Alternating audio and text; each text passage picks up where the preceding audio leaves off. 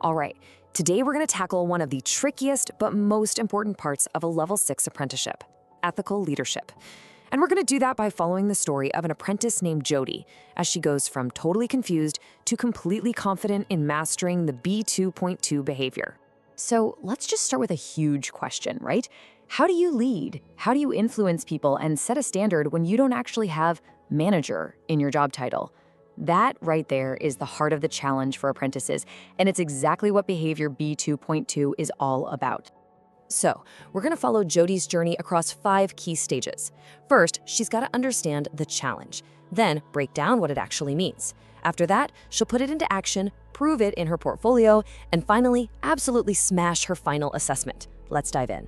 Okay, so first up, let's meet our hero, Jody. She's a really sharp level 6 project controls professional apprentice working at a company called Ibis Stores. She is brilliant at her job, but she's hit a wall with one of the behaviors in her apprenticeship standard. Jody's staring at this phrase on her screen, and it just sounds like corporate jargon, right? Super abstract, totally vague. I mean, progressing social and economic outcomes. What does it look like when you're a project controller on a Tuesday afternoon? It's a really common hurdle, and it's the first one she has to get over. So what does she do? A very smart thing. She asks for help. She reaches out to her apprenticeship coach, Olivia, to try and get some clarity, to translate this formal language into something she can actually use in the real world. So Olivia starts with the official, by-the-book definition, and this is the foundation. It's all about leading by example, integrity, responsibility, ethical awareness, all good stuff. But it's still a bit dense. It tells you what it is, but Jody really needs to know how to do it. And this is where the light bulb goes on. Olivia just breaks it down into 4 simple, powerful ideas. Act with honesty, especially when it's tough. Think beyond the spreadsheet to the people affected. Have the courage to speak up, and make sure your actions back up your words. All of a sudden, this abstract concept becomes a concrete to-do list.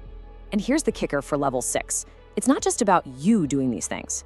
It's about being so consistent, so reliable in your ethical approach that you actually become a role model for others.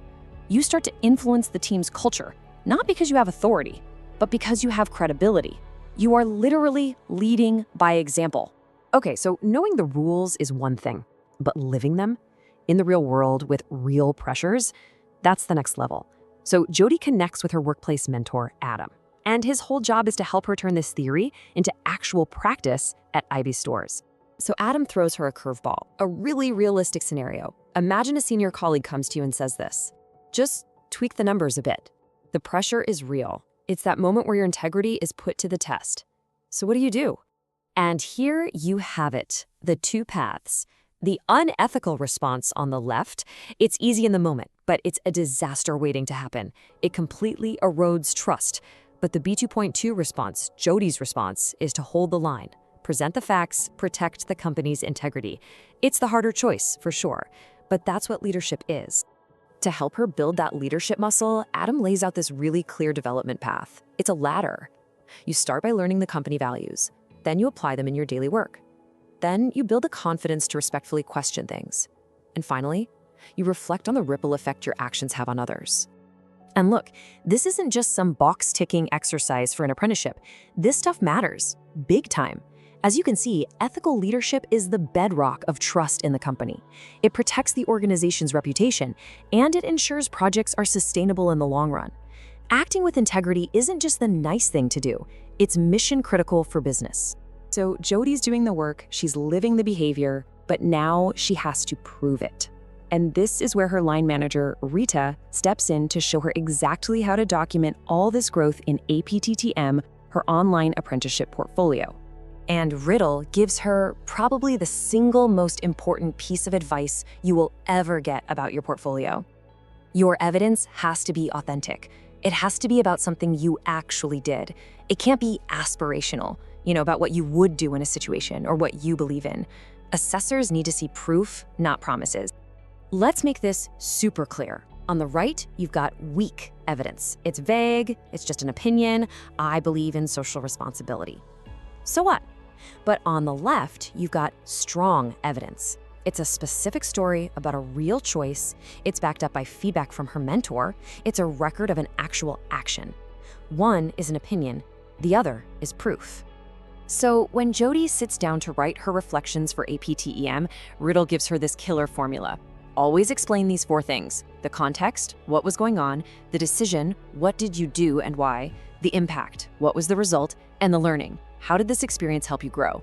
This structure turns a simple story into powerful evidence. And here we are, the final boss battle, the endpoint assessment, or EPA. This is it, the final professional discussion with an independent assessor where she has to prove her competence. So the assessor might lean in and ask a direct question, just like this one. They want a real story.